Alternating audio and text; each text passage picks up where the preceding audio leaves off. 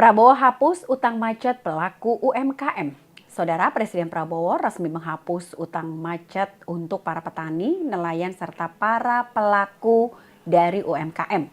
Aturan tersebut ditandai dengan ditandatanganinya Peraturan Pemerintah Nomor 47 Tahun 2024.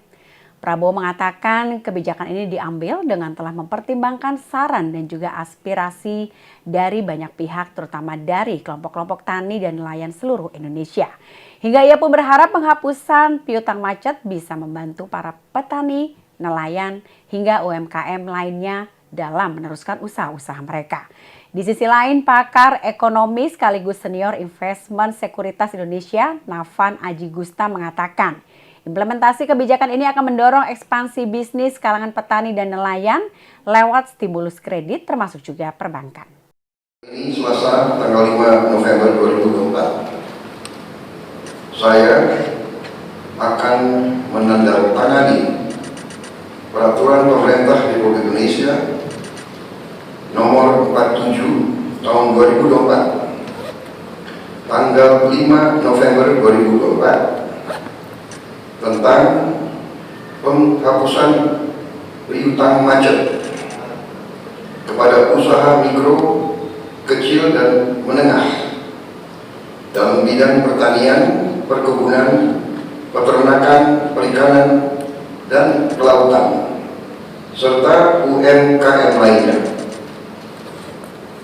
Dengan ini, pemerintah berharap dapat membantu saudara-saudara kita, para produsen yang bekerja di bidang pertanian, UMKM, dan sebagai nelayan yang merupakan produsen pangan yang sangat penting.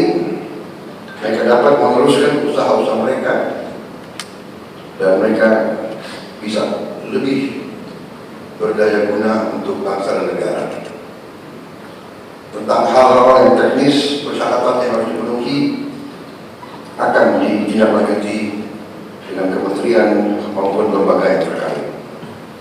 Saya kira itu yang ingin saya sampaikan, dan kita tentunya berdoa bahwa seluruh petani, nelayan, UMKM di seluruh Indonesia dapat bekerja dengan ketenangan, dengan semangat, dan dengan keyakinan bahwa rakyat Indonesia menghormati dan menghargai para produsen pangan yang sangat penting bagi kehidupan.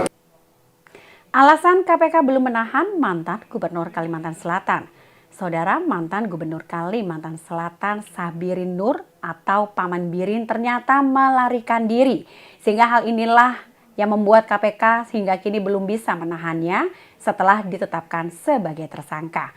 Untuk itu KPK mengeluarkan surat perintah penangkapan atau Springkap terhadap Gubernur Kalimantan Selatan Sabirin Nur. Sabirin Nur diduga terlibat kasus dugaan korupsi proyek pembangunan pada Dinas PUPR di Kalimantan Selatan yang terungkap usai OTT KPK pada 6 Oktober yang lalu. Sabirin sendiri sudah ditetapkan sebagai tersangka oleh KPK sejak Selasa 8 Oktober. Namun sampai saat ini ia masih belum diperiksa dan ditahan. Padahal KPK sudah menahan 6 orang tersangka lainnya yang juga terjaring dalam OTT sebelumnya. KPK pun melontarkan sejumlah alasan belum menahan Sabirin atau Paman Birin itu adalah karena mantan Gubernur Kalsel tersebut diduga sudah melarikan diri dan keluar dari Indonesia.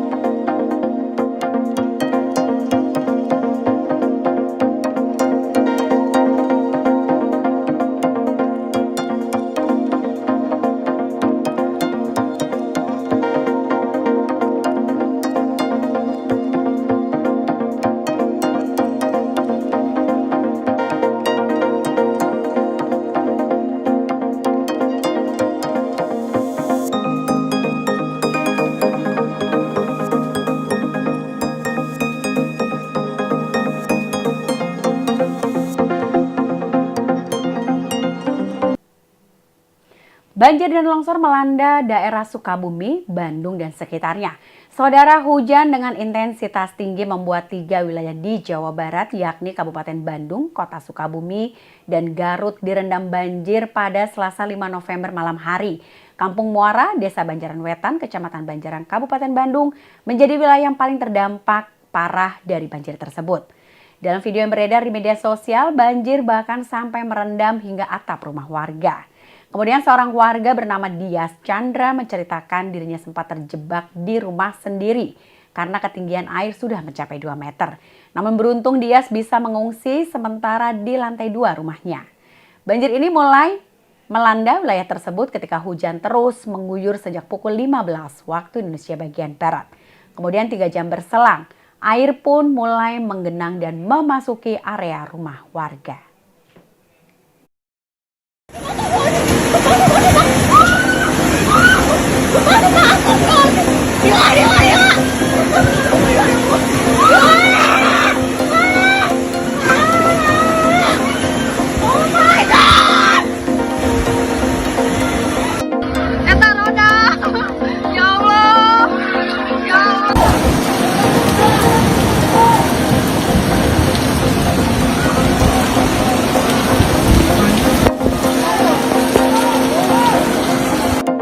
Kali kontak kamu kecil gusnya ya Allah dan itu kan alhamdulillah tuh sekarang bisa ukur tuh tinggali ya Allah ya Rabbi gusti aku tinggali Allah akbar gusti aku Allah itu benar.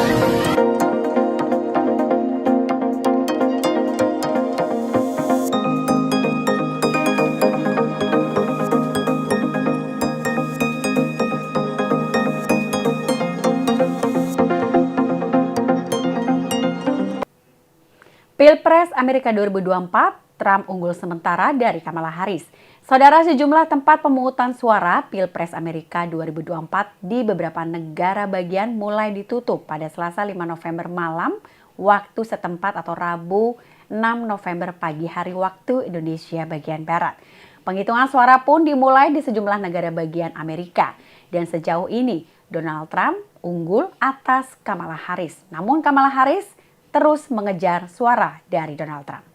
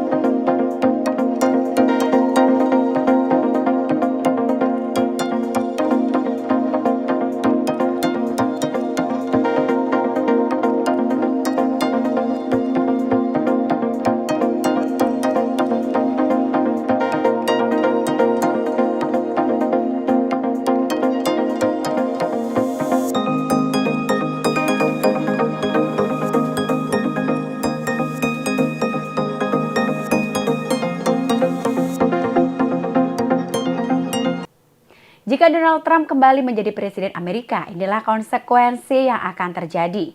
Saudara, media terkemuka New York Times memprediksi Donald Trump akan memenangi pemilihan presiden Amerika 2024. Trump diramalkan akan merebut minimal 281 electoral college vote. Sementara Kamala Harris memperoleh minimal 257 electoral vote. Syarat pemenangan Pilpres Amerika 2024 adalah minimal memperoleh 270 dari 538 electoral college. Prediksi NYT ini sejalan dengan exit poll Edison Research yang dirilis oleh CNN dan jaringan televisi lainnya. Exit poll juga dilakukan terhadap pemilih sesudah menggunakan hak suaranya. Dan ada pertanyaan-pertanyaan spesifik diajukan ke responden.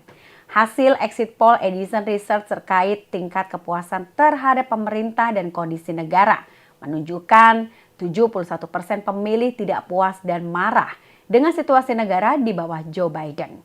Artinya, ketidakpuasan dan kemarahan itu juga ditujukan ke Wapres Kamala Harris karena satu paket dengan kepemimpinan Joe Biden. Jika ini berkaitan dengan proses dan hasil pemilihan, maka Donald Trump akan sangat diuntungkan dengan persepsi pada pemilih ini.